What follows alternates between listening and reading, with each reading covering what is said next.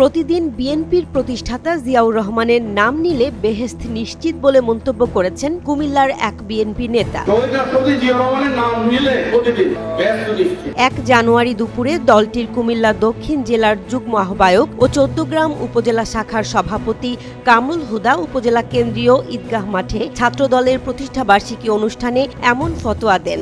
দেশের মাটির সাথে উনি প্রতারণা করেন, দেশের জনগণকে মুক্তির জন্য যুদ্ধ করেছেন, ওনার নাম জপলে বরং বেহেশত যেতে হবে। ভাইরাল হওয়া বক্তব্যে কামরুল হুদাকে বলতে শোনা যায়, শহীদ রাষ্ট্রপতি জিয়াউর রহমানের নাম নিলেই প্রতিদিন বেহেশত নিশ্চিত। আমি বিশ্বাস করি, কারণ উনি দেশের জনগণের সঙ্গে হঠকারিতা করেন নাই।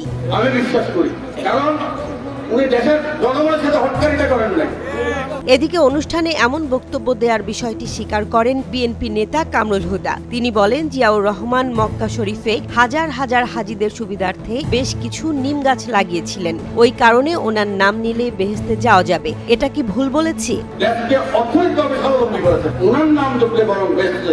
এরই মধ্যে ফেসবুক সহ সামাজিক যোগাযোগ মাধ্যমে তার বক্তব্য ভাইরাল হয়েছে। এ নিয়ে আলোচনার ঝড় উঠেছে দেশ জুড়ে। তবে কোনো মুসলমান এমন বক্তব্য দিতে পারে না বলে মন্তব্য করেন নাম প্রকাশে অনিচ্ছুক ওই সভায় উপস্থিত দলের একাধিক নেতা। তার এমন বক্তব্যে স্থানীয় নেতারা বিশেষভাবে বিব্রত বলেও দাবি তাদের।